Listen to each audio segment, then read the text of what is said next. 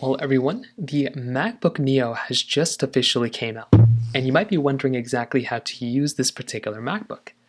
Now, using it is very basic, and it really doesn't take too much time at all. It's a very cool MacBook. It is their new budget one, and there's a lot of really cool stuff to keep in mind here. Now, for starters, this thing comes out in a couple different models, and there are some hardware changes depending on the model that you get. So we'll talk about those in a second. Now, when you first get this MacBook, you're going to be able to see the outside of this particular Mac. So this is basically what it's going to look like. If the Apple logo is facing away from you, then that basically means that you're looking at the back side of this MacBook. Technically speaking, this is the proper way for it to be looking at you because the flap to open the MacBook is right on the front side. So there is a little bit of a change right there. And that's always been the case, but that's kind of the main thing to keep in mind here on properly opening up this MacBook. Now, on the left side of this MacBook, you do get a few different ports. So you do get two USB Type-C ports. One of these is a Thunderbolt port, one of them is not. I think one of them is significant, like a little bit slower. So keep that in mind. One of them is like a proper Thunderbolt port, the other one is not going to be at that capacity. You also have a headphone jack right over here, and you have a speaker grill on the side. On the front flap, you just have this flap where you can go and open up this MacBook. On the other side, you also have a little bit of a speaker grill right there. So you still have that same speaker grill where you can go through and kind of listen to things that you need to. And then on the other side, you basically just have your standard little feet on here. And that's about it. There's not really anything else super crazy going on within this Mac right there. Now, when you first open up this MacBook, you will go through the standard setup process. So that is going to be typical. But on top of that, you will get your keys. Now, within your keys, you'll have your full keyboard, which is going to be typical, but there's a couple different things to keep in mind here. This keyboard is going to have one change if you get the top tier model of your MacBook Neo. Now, that change is going to be in the top right corner. The top right corner, you're going to be able to basically have a Touch ID sensor. So if you have that top end model, you will be able to have that Touch ID sensor in the top right corner, which is going to be really nice.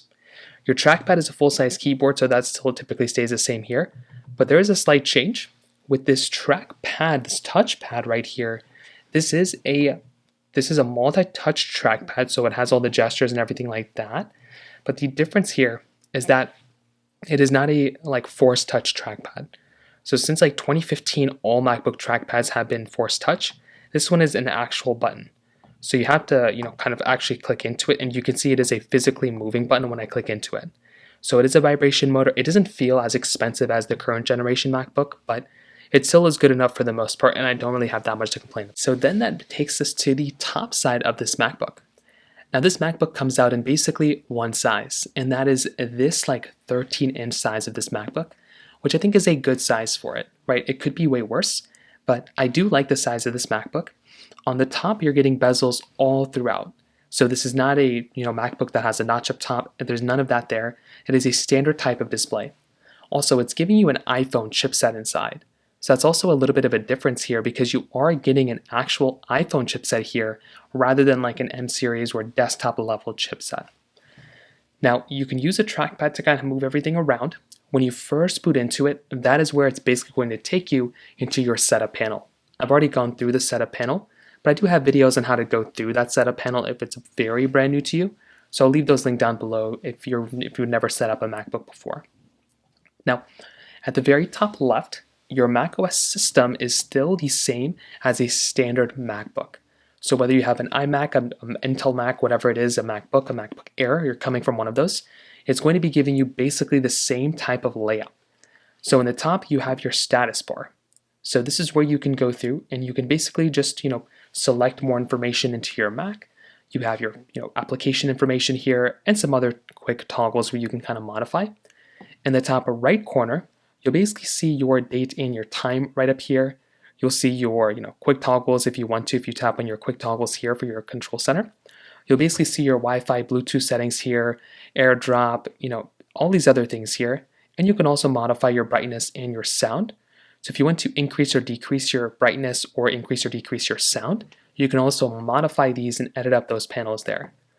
Clicking back out, you will see your standard desktop layout.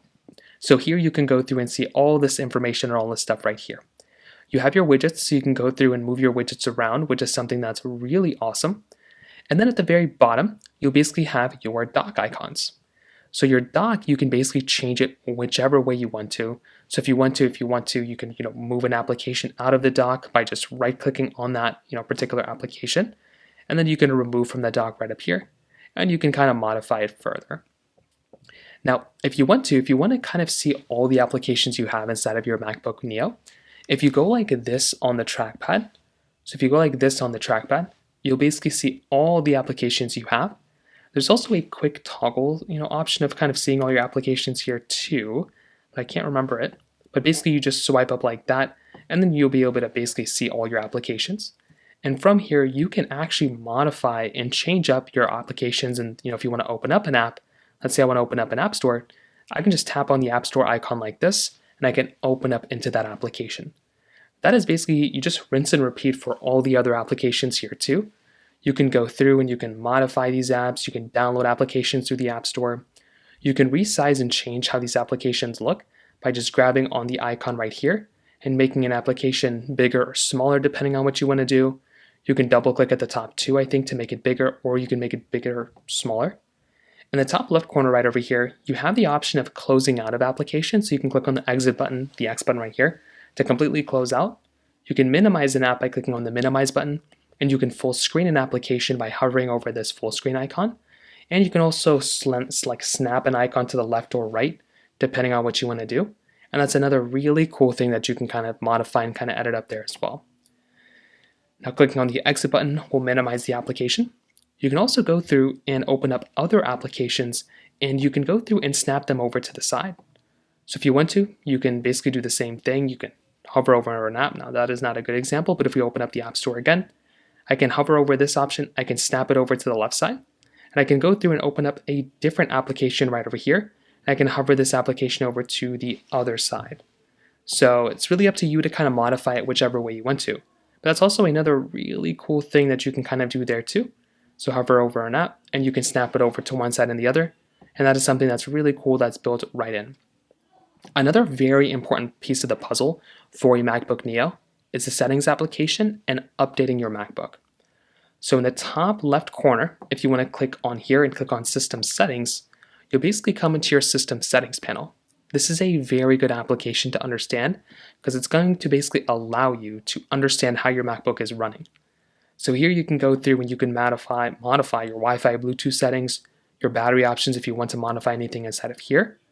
Under your general settings, you can also go through and you can basically see about your MacBook. If there's any updates or anything related to your MacBook, you can see here.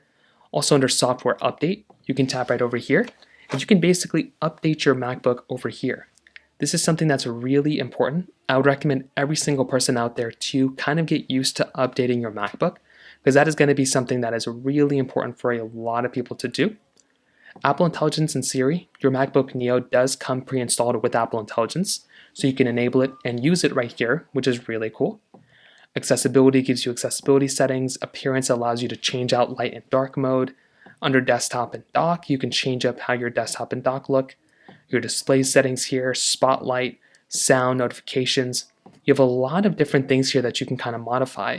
So I'd recommend just jumping right into your MacBook Neo Apple settings and just going through here and then just kind of adjusting and modifying your settings that you have right over here. So I would recommend updating your MacBook Neo as soon as you buy it. So make your way over into that update panel and just update it. That's probably going to be one of the best things you can do for yourself. It's a really good MacBook. I'd recommend taking as good care of it as you can. You don't need to put a screen protector. You barely even need a case on it, to be honest.